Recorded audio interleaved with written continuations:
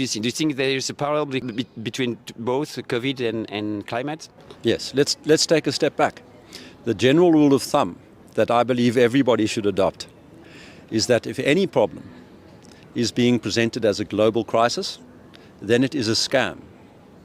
And the pattern that we are confronted with is really the fabrication of global crises. The presentation either of non-existent problems or small local problems as being general global crises.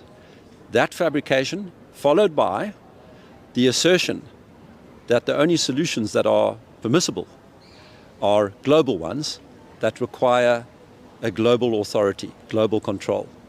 That is the general pattern that we are up against.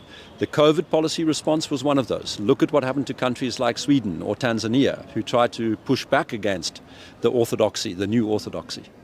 And the climate crisis, the climate change crisis, is another example where we are told that the biggest threat to the world is this molecule, CO2.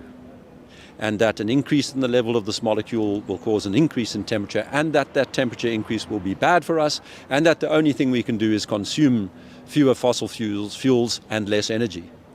That's fitting the pattern exactly. The other things you can observe is, instead of presenting science as an ongoing, evolving activity, it is presented in terms of static knowledge, consensus.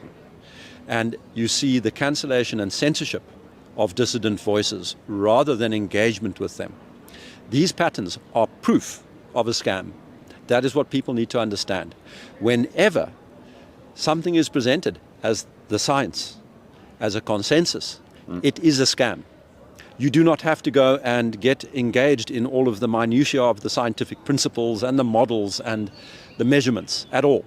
You can know with absolute certainty that you are dealing with a scam when dissent is suppressed.